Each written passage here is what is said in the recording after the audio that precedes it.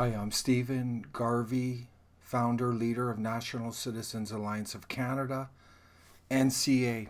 Thank you for joining me tonight. I'm going to talk briefly about equalization payouts. I'm going to expose some false misinformation about them. I'm going to give you the facts, and then I'm going to show what NCA will do about equalization payouts and compare it to the mainstream parties. So at the end of this presentation, you should be reasonably informed on the equalization payouts to make an educated decision about them. The first thing I'm going to refer to is misinformation. And this is by Alberta separatists who are trying to promote fear, division in the country. I don't know whether it's through incompetence, poor research skills, or deliberate fake, false information. Regardless, the outcome is fake and false. So let's take a look at it. So this was circulating on social media. And it says, quote, "Sick of being a second-class citizen yet? Sign up today." So they're trying to get people in Alberta to sign up to their separatist movement. And then it says Quebec receives $10 billion in transfer payments, post $2 billion surplus. I'm gonna shed light on this surplus. Alberta, on the other hand, pays $10 billion in transfer payments and posts $10 billion deficit. So there's two false information being spread in this. And I'm gonna shed light on this, but this is disturbing. NCA is true populist nationalists.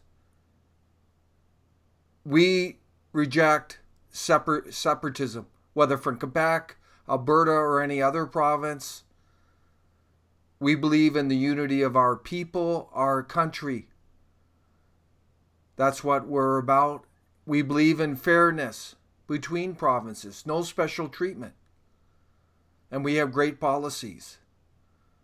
So we encourage you to look at our policies, read them, get informed, compare them to the mainstream parties, make an informed vote in this upcoming election. That's all we can ask. So this is in 2008, 2017, 2018. You can see British Columbia, Alberta, Saskatchewan, they received 0 equalization payouts. And same with Newfoundland. Manitoba got $1.8 billion, Ontario $1.4 billion, Quebec $11.08 billion, Nova Scotia $1.7, PEI $390 million, and $1.7 billion New Brunswick as well. But this is misleading right here. We're going to clarify what the numbers mean. We're going to go into them. And this is a projection for 2019, 2020. Again, British Columbia, Alberta, Saskatchewan, 0. Manitoba, $2.3 billion. Ontario, 0. Nova Scotia, New Brunswick, $2 billion apiece. PEI, $0.4 billion. Newfoundland, 0. Quebec, $13.1 billion. So this is a very broad look at the equalizations. Once you look at the numbers, you will understand it better. But it's important to understand the brief history of equalization payouts. They were started in 1957 by the Conservative Party.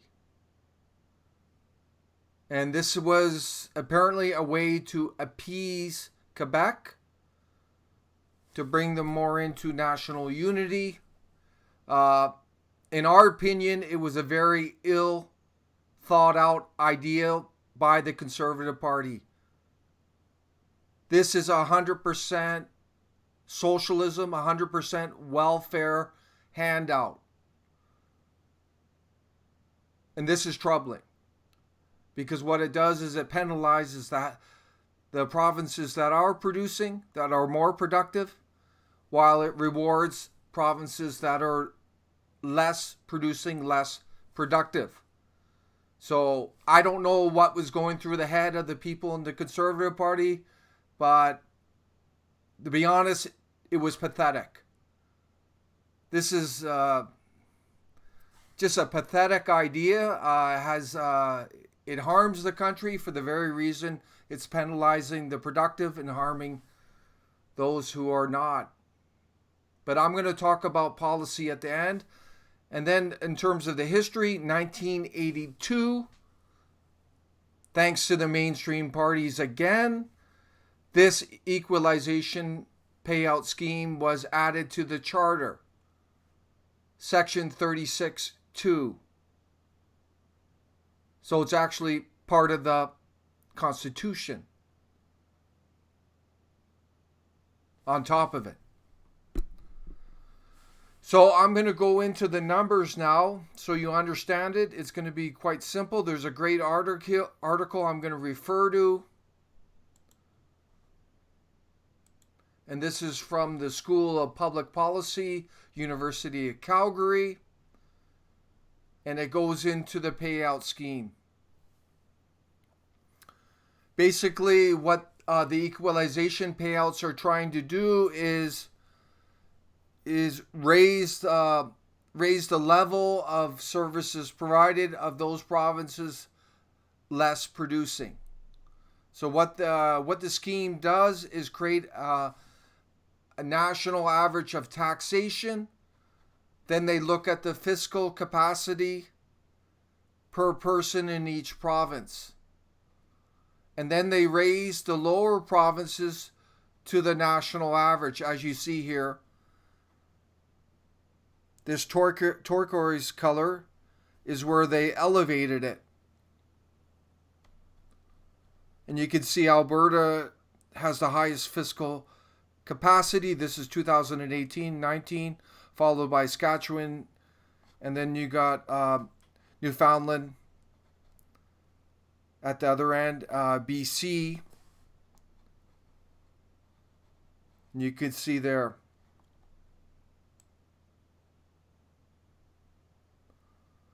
What's interesting here, you should point out, actually PEI got the most per citizen per capita in 2018, 2019, 2,835 per capita, followed by New Brunswick, 2,480, followed by Nova Scotia, 2,046 per capita, followed by Manitoba, 1,566, and then Quebec, 1,419, and then Ontario. This is an adjustment, whereas they were compensated where other the have-not provinces actually went over, so they ended up leveling Ontario up.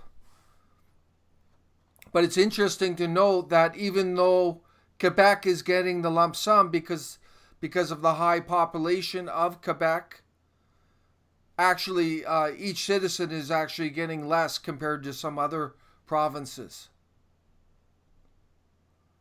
Here, this is interesting from 2014 to 2016. If we look at Alberta here, this is their fiscal capacity. You see around over 14,000. And then you can see the recession hitting. But even at the low point of the recession in 2016, Alberta still has the highest fiscal capacity. And you can see Saskatchewan going down in that recession period. And these other provinces, Newfoundland going down as well. BC went up. And then the rest of the provinces were not as impacted.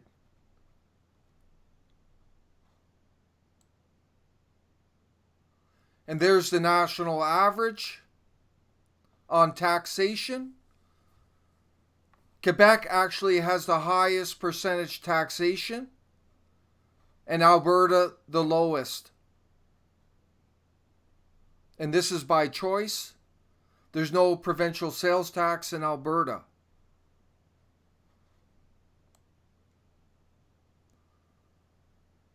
And we can look at the breakdown. And there's a really good feature of the equalization, whereas only 50% from oil and gas is counted towards equalization. The idea is to not penalize oil and gas production, so they make it only 50%. And as mentioned, there is a fiscal cap. It's called the fiscal capacity cap. So if a have-not provinces go over a have province after receiving equalization, there's a clawback that's under executive discretion.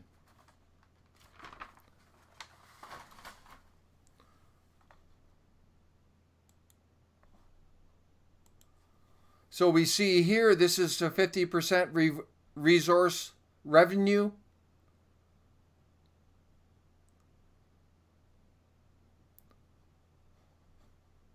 And all these are zero. Alberta, Saskatchewan. But it's not applying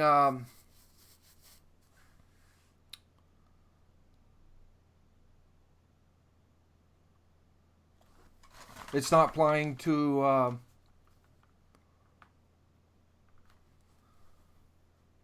the fiscal capacity minus 1 million there. Ended up with 0 million payment for Newfoundland.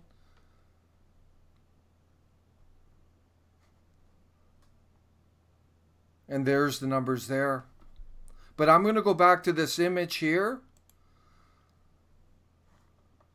I'm just going to clarify one last thing. So this article is very good here. It talks about how the equalization was a way to pander to Quebec, and it's been used as a political instrument to get votes in Quebec. And the important point from this article is that in 2018-19, equalization's payouts will rise to a new high of 19 billion. 62% will go to Quebec because of its large population. Alberta taxpayers will contribute 3 billion of the 19 billion. And it should be pointed out that approximately 20 billion in net federal transfers flow out of Alberta every year.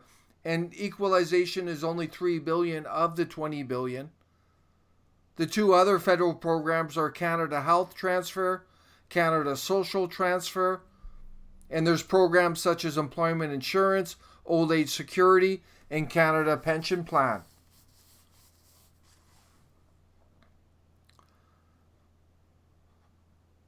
Should be pointed between 2007 and 2050, Alberta's net contribution to the federal government was 221 billion, an average of 24 billion a year.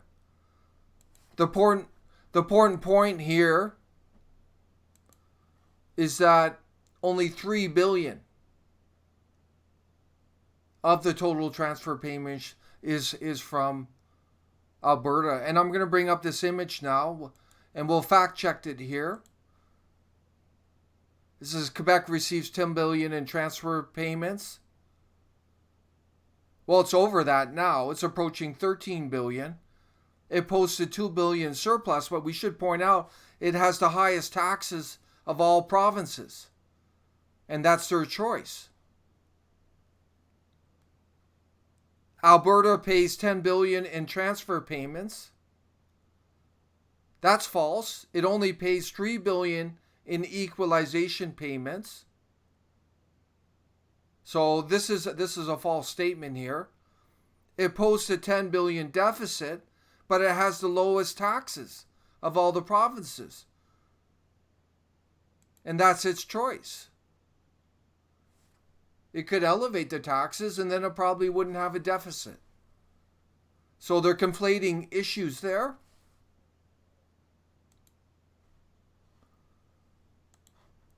I'm going to talk about policy now. This is the NCA policy on equalization payouts.